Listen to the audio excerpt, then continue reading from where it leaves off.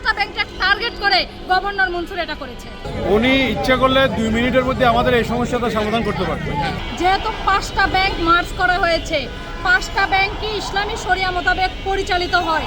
এই ইসলামকে টার্গেট ইসলামী শরিয়া মোতাবেক যেহেতু ব্যাংকগুলো পরিচালিত করা হয়, 5টা ব্যাংককে টার্গেট করে গভর্নর মনসুর এটা করেছে। অন্যান্য ব্যাংক আছে, আপনার ন্যাশনাল ব্যাংকের অবস্থা আরও খারাপ আছে, এবি ব্যাংকের অবস্থা আরও খারাপ আছে, তারপরে আপনার প্রিমিয়ার ব্যাংকের অবস্থা খারাপ আছে। ওই এগুলা ব্যাংককে তো মার্জ করলো না, এই 5টি ইসলামী ধারা পরিচালিত এই ব্যাংকগুলোকে কেন মার্জ করলো? তাহলে উনি আক্রোশবশত এবং পরিকল্পিতভাবে এটা করেছে। সারা বাংলাদেশ জুড়ে ব্যাপক আন্দোলন করব, ব্যাপক কর্মসূচি দিব, এবং এটা আমাদের কোনো অন্যায় আবদার না, এটা আমাদের সরকারের কাছে কোনো অনুদান চাওয়া না। আমরা আমাদের দাবি আদায় করে ইনশাল্লাহ ছাড়বো, কারণ এটা আমাদের হকালি, এটা আমাদের আয় রুজির উপর, জীবিকা নির্বাহের উপর ওনারা হাত বাড়িয়েছে। এই জন্য আমরা ঈদের পরে আমরা সরকারি বেসরকারি বুঝি না, আমরা এমনও হতে পারে আমরা পুরো ব্যাংকিং ব্যবস্থাকে অচল করে দিব।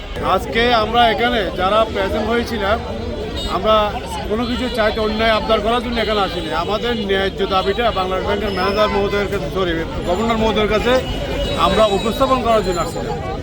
উনি ইচ্ছা করলে 2 মিনিটের মধ্যে আমাদের এই সমস্যাটা সমাধান করতে পারতেন।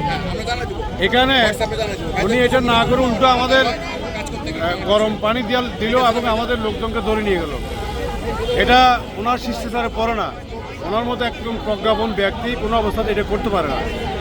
কারণ আমরা তো ওনার কাছে একটা 2 মিনিটের সময় চাইছিলাম, যে এই সময়টার প্রতি আমরা একটা সুষ্ঠু আলাপ করে, ফলস্বরূপ একটা আলাপ করে আমরা চলে যেতাম, কিন্তু উনি না করে সেটা উল্টাটাই করলো।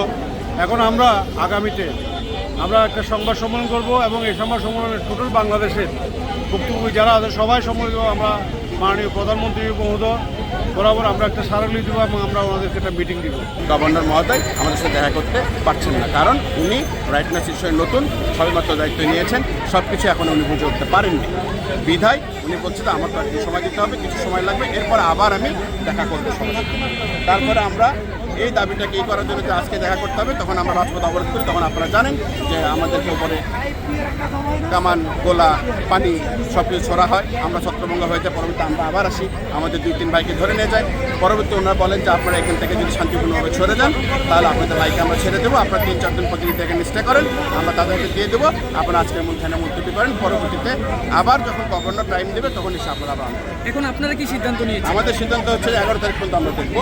দেখার পরে যদি কোনো সদুত্তর বা রেজাল্ট না পাই, তাহলে আমরা সম্ভবত 11 তারিখের পরে একটা প্রেস কনফারেন্সের প্ল্যান করছি বিফোর